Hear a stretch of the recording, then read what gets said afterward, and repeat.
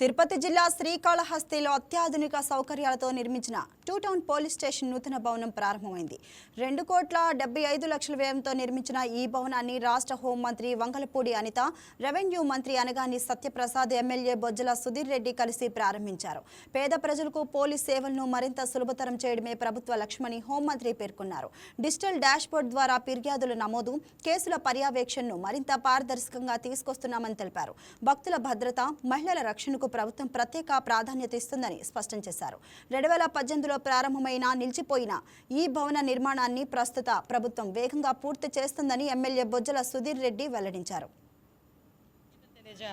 ఎందుకంటే 2008లో ఈ station start అయింది. తర్వాత 2018లో ఈ బిల్డింగ్కి శంకుస్థాపన జరిగింది.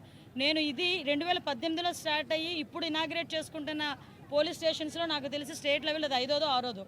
ఎందుకంటే ఏదో అంటారు కదా, తిన్న ప్రతి ఒక్క దాని మెతుకు మీద మన పేరు రాసిపెట్టి ఉంటుందని. 2018లో శంకుస్థాపన జరిగిన లాస్ట్ 5 సంవత్సరాలు దీనికి ఒక ఇటుక ముక్క కూడా వేయకపోవడం వల్ల మళ్ళీ మా గవర్నమెంట్ వచ్చిన తర్వాత వీటిని మళ్ళీ పూర్తి చేసుకొని ఈరోజు మేము ప్రారంభోత్సవం కూడా చేసుకున్నాం. ఈరోజు శ్రీకాళహస్తిలో పోలీస్ స్టేషన్ ఆవశ్యకత ఎంతైనా ఉంది. ఈరోజు ఈ బిల్డింగ్ కూడా సుమారుగా 2,75,00,000 రూపాయలు పెట్టి దగ్గర 10,000 SFTతో ఒక మంచి భవనాన్ని కూడా ఏర్పాటు చేసుకున్నాం. సపరేట్గా SHO రూమ్ దగ్గర నుంచి ఉమెన్ కౌన్సిలింగ్ రూమ్ వరకు ప్రతి ఒక్కటి కూడా సపరేట్గా పెట్టి అధునాతన వసతులతో కూడిన పోలీస్ స్టేషన్ కూడా ఈరోజు ప్రారంభం చేసుకున్నాం. ముఖ్యంగా శ్రీకాళహస్తి మీ అందరికీ తెలుసు. ఈశ్వరుడు ఈరోజు కాశీ విశ్వేశ్వరుడు, అదేవిధంగా కాళహస్తి అనేసరికి మన అందరికీ తెలుసు. ఈరోజు ఇక్కడికి సుమారుగా దగ్గర 40,000 మంది రోజుకి కూడా భక్తులు వచ్చే పరిస్థితి కనిపిస్తూ ఉంది. ఇక్కడికి వచ్చే భక్తులు కూడా ఎక్కడ కూడా ఇబ్బంది పడకుండా వాళ్ళకి అన్ని సౌకర్యాలు ఇవ్వడంతో పాటు వాళ్ళ భద్రతను కూడా ప్రత్యేకంగా దృష్టి పెట్టి ఈరోజు పోలీస్ డిపార్ట్మెంట్ పనిచేయడం జరుగుతుంది. ఇక్కడ లోకల్లో ఉన్న CCTV కెమెరాస్ పర్యవేక్షణ కానీ, టెంపుల్లో ఉన్న CCTV కెమెరాల పర్యవేక్షణ కూడా ఈరోజు పోలీస్ సిబ్బంది అంతా కూడా దగ్గరుండి చూసుకొని ఎటువంటి ఉత్సవాల టైంలోని కూడా, శివరాత్రి లాంటి పర్వదినాల టైంలో కూడా ఎక్కడ ఎటువంటి ఇబ్బంది లేకుండా చూసుకునే బాధ్యత తీసుకుంటున్నారు.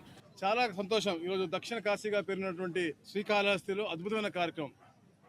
పబ్లిక్కి గ్రీవెన్స్ మంచిగా అందే విధంగా ఒక మంచి రిసెప్షన్, మంచి వాతావరణం క్రియేట్ చేస్తూ ఒక మంచి పొజిషన్. ఏదైతే గత ప్రభుత్వంలో చంద్రబాబు నాయుడు గారు ముఖ్యమంత్రిగా ఉన్నప్పుడు ఒక మంచి ఆలోచనలో రాష్ట్రంలో అన్ని ఆఫీస్ బిల్డింగ్స్ కూడా మంచి కట్టాలన్న లక్ష్యంతో ఆ తరుణంలో స్టార్ట్ చేసేటువంటి ఎక్కువ జియోగ్రఫికల్ ప్రాబ్లమ్స్ ఉన్నాయి మనకి. మన ప్రతి ఒక్క దేశం కూడా ఇతర దేశం డిపెండెంట్ ఉంటుంది. ప్రతి ఒక్కటి కూడా మన దగ్గర ప్రొడక్షన్ అవ్వదు.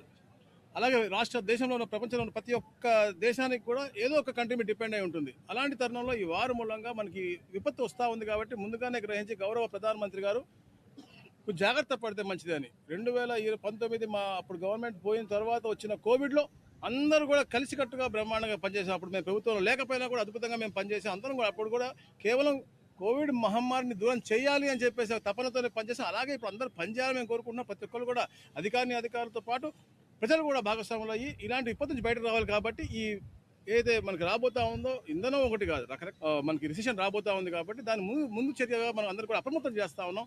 ఈజ్ ఆఫ్ డూయింగ్ గవర్నెన్స్ అనేది ఈజీగా ఉండాలా.